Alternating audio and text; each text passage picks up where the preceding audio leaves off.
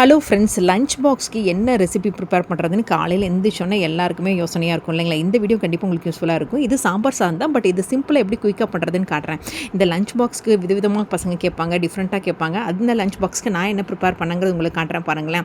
So பொதுவாக வந்து பசங்களுக்கு டிஃப்ரெண்ட்டாக கொடுத்தா தான் ரொம்ப பிடிக்குது. ஸோ அதனால தான் நானும் டிஃப்ரெண்ட்டாக ட்ரை பண்ணேன். ஒரு சிம்பிளாக இருக்கிற ரெசிபியை ரொம்ப சூப்பராக குயிக்காக எப்படி பண்ணுறதுன்னு காமிக்கிறேன் வாங்களேன். சாம்பார் சாதத்தில் என்னமா ஸ்பெஷல்னு சொல்கிறீங்களா? அந்த சாம்பார் சாதத்தை எப்படி குயிக்காக பண்ணலாம், எப்படி ஈஸியாக பண்ணலாம், இருக்கிற வெஜிடபிள்ஸ் வச்சு எப்படி குயிக் அண்ட் ஈஸியாக பண்ணலாங்கிறத உங்களுக்கு காமிச்சிருக்கேன். ஸோ இந்த லஞ்ச் பாக்ஸ் ரெசிபிக்கு ரொம்ப ஈஸிங்க. நான் எடுத்துக்கிறது பார்த்திங்கன்னா ரொம்ப ஸ்மால் குவான்டிட்டி அளவு தான். ஸோ இப்போ பார்த்திங்கன்னா ஒரு டம்ளர் அரிசிக்கு பார்த்திங்கன்னா 1/4 டம்ளர் அளவு துவரம் பருப்பு தாங்க எடுத்திருக்கேன். ஸோ ஒரு பார்த்திங்கன்னா இது ஒரு மீடியம் கிளாஸ் அளவு தான். லஞ்ச் பாக்ஸ் அளவுனால பசங்களுக்கு மட்டும் அதை நான் கொடுத்து நினச்சிருக்கிறதுக்காக எனக்கு ஒரு கிளாஸ் அளவு தாங்க எடுத்திருக்கேன். அந்த கிளாஸ் அளவையுமே உங்களுக்கு காட்டுறேன் பாருங்களேன். ஸோ அது பார்த்திங்கன்னா இந்த மாதிரி ஒரு மீடியம் கிளாஸில் தான் பார்த்திங்கன்னா 1/4 டம்ளர் அளவு துவரம் பருப்பும் ஒரு 3/4 டம்ளர் அளவுக்கு ரைஸ் எடுத்திருக்கேங்க.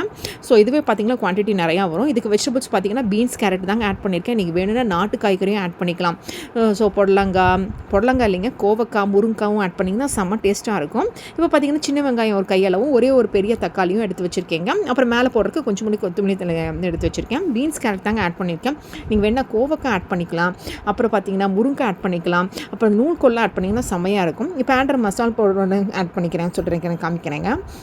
இப்போ பார்த்திங்கன்னா 1 டேபிள் ஸ்பூன் உப்பு, அப்புறம் 1/2 table spoon dry chilli powder, அப்புறம் 1/4 டேபிள் ஸ்பூன் பெருங்காயத்தூள், அப்புறம் 1/2 டேபிள் ஸ்பூன் வந்து தனியாத்தூள், அப்புறம் 1 டேபிள் ஸ்பூன் சாம்பார் தூளுங்க. அப்புறம் தாளிக்கிறதுக்கு சீரகம் 1/4 டேபிள் ஸ்பூன் எடுத்திருக்கேன். இவ்வளோ தாங்க.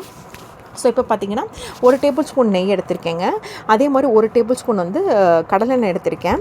ஸோ நம்ம வீட்டில் நாங்கள் யூஸ் பண்ணுறது கடலெண்ணெய், நீங்கள் வீட்டில் யூஸ் பண்ணுற சமையல் எண்ணெயை எடுத்துக்கலாம். ஸோ 1 டேபிள் ஸ்பூன் நெய்யும் எண்ணெயும் சேர்த்து பண்ணிங்கன்னா செம்ம சூப்பராக இருக்குங்க. ஸ்மெல்லே செம்மையாக இருக்கும். நம்ம வீட்டில் யூஸ் பண்ணுற சாம்பாரை வந்து இந்த 1 பாட் ரைஸாக பண்ணி கொடுக்கும்போது செம்ம டேஸ்ட்டாக இருக்கும். ஸோ ஃபஸ்ட்டு சீரகம் போட்டு நல்லா பொரிஞ்சதுக்கப்புறமா வெங்காயம் ஆட் பண்ணிக்கோங்க. ஸோ அந்த சின்ன வெங்காயத்தை வந்து கட் பண்ணாமல் அப்படியே போட்டிருக்கேன். நீங்கள் வேணால் லைட்டாக கட் பண்ணி கூட போட்டுக்கலாம். ஸோ நான் முழுசாக தான் போட்டிருக்கேன். ஏன்னா சாம்பார் சாதம் சாப்பிடும்போது இப்போ தான் நல்லாயிருக்கும். ஸோ அது போக பார்த்திங்கன்னா தக்காளியும் போட்டு ஆட் பண்ணிக்கிறேன்.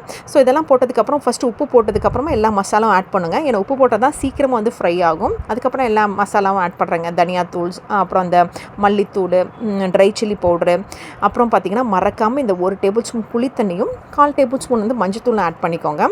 புளித்தண்ணி ரொம்ப முக்கியம் இல்லைங்களா சாம்பாருக்கு, அதெல்லாம் தான் சொல்கிறேன். அப்புறம் 1/4 டேபிள் ஸ்பூன் மஞ்சத்தூள் ஆட் பண்ணிக்கோங்க. சாம்பார்னாவே அந்த கலரும் அந்த இதுவும் தான் மெயினாக இல்லைங்களா, டெக்ஸ்சர் இருந்தால் ரொம்ப முக்கியம். அதுக்கப்புறம் ரைஸை போட்டு நல்லா மிக்ஸ் பண்ணிக்கோங்க. இது 1/2 மணி நேரம் ஊற வச்சுருந்தேன். ஸோ 1/2 மணி நேரம் ஊற வச்சு பண்ணிங்கன்னா செம்மையாக இருக்கும். இதுக்கு மெயினாக தண்ணி அளவு தாங்க மெயினாக. நான் பார்த்திங்கன்னா 4 டம்ளர் தண்ணி எடுத்திருக்கேன் இந்த டம்ளர் அளவுக்கு. ஸோ உங்களுக்கு இன்னும் நல்லா குலைவாக வேணும்னா இன்னொரு டம்ளர் எக்ஸ்ட்ராவே தண்ணி ஊற்றிக்கோங்க.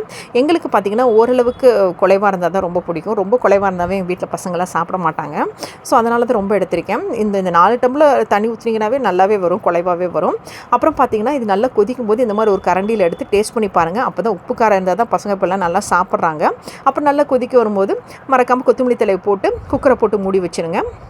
ஸோ தண்ணி 4 டம்ளர் தண்ணி ஊற்றிட்டு இதே மாதிரி பார்த்திங்கன்னா குக்கர் நல்லா மூடி வச்சுட்டு 4 சவுண்டு விட்டேங்க.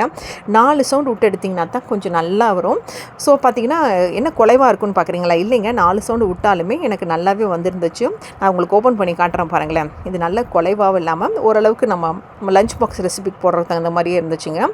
ஏன்னா என் பசங்களை குலைவாக இருந்தால் சாப்பிட மாட்டாங்க. ஸோ அதனால தான் நான் ஓரளவு எடுத்திருக்கேன். இல்லைன்னா உங்களுக்கு குலைவாக வேணும்னா நீங்கள் சூடாக இருக்கும்போதே நல்லா கரண்டி வச்சு நல்லா திரும்ப கலர்னிங்கனாவே ஓரளவு குலைவாயிடும்.